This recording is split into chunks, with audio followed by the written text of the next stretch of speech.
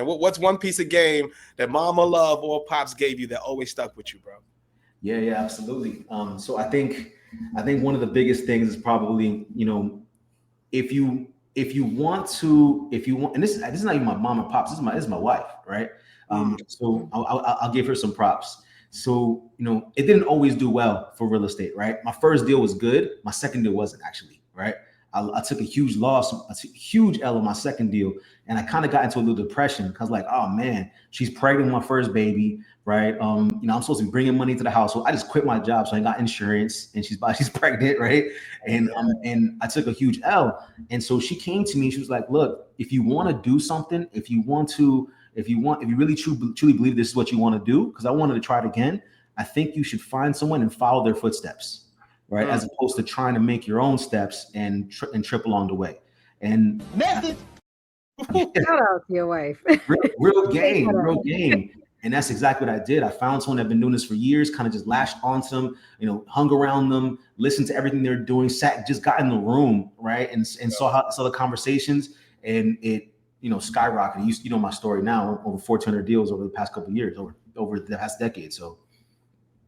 Oh, I love that shit. Yeah. Well, you talked about, your real estate. I want to know, like, what was that the most hardest challenge, or was there something more challenging? Like, what would you say is what was one of the most hardest challenges being in the real estate business? Yeah, look, a couple years back, I was already growing my real estate business. We were getting big, and I almost had my feet wiped out from under me, right? So it's not always, gravy in business, right? So we were building a rental portfolio, and managing the rental portfolio is a lot of work. I'm not gonna lie, it's work, right? And I said, you know what? Why don't I go and hire a management company and give them all my rentals so they can focus on that, since this is what they do. They're supposed to be the expert, and I can just focus on growth. But the opposite happened, right? So I gave them my rental portfolio, and the second I gave it to them at 96% occupied, meaning almost every house was occupied. I got it back 10 months later at under 50%. Delinquency was through the roof. They didn't do maintenance calls. Tenants couldn't reach them. And literally my entire business crumbled in the span of 10 months, because when you have all those mortgages you got to pay, and I was making a lot of cash flow every month with all these rentals, and that went from being cash flow positive to being cash flow negative real fast, right? It's really easy for everything to kind of crumble. When it rains, it pours, what they say, right? I gave them my rental portfolio. They never paid me for 10 months.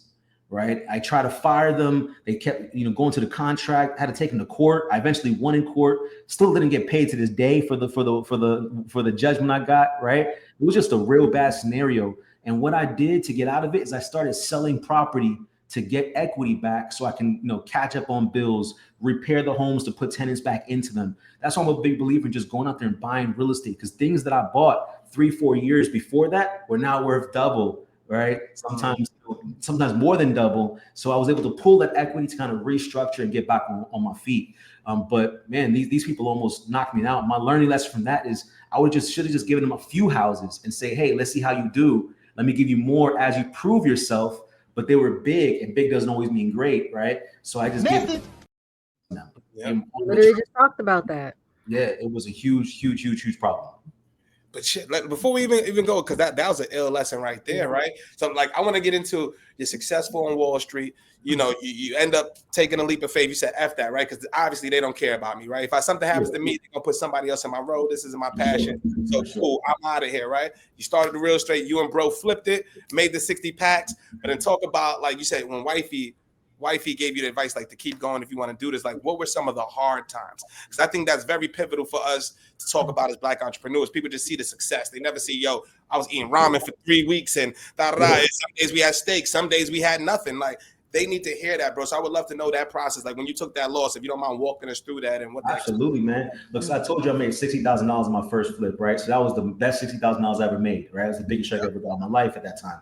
I lost $75,000 on my second house, right? So everything I made on the first house, I lost it and some. And the reason why is because I trusted in somebody else. So the realtor sold me a house and said he could sell it for $250. In the end, I sold it for $200.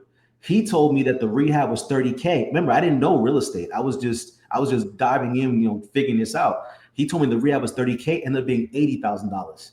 Right. And then, yeah, I thought I was going to be in and out in 6 months. This thing took me over a year. So the holding costs and everything, it just compounded and took a huge L. And, you know, everything I made in the first day I lost. And it was an absolute rough time for me because I told you, I went to like a depression. I had no money, didn't know how to pay for my kid's birth. That was only a couple months away. There was a lot of different things that happened. And when you say ramen, right, ramen was a luxury at that time.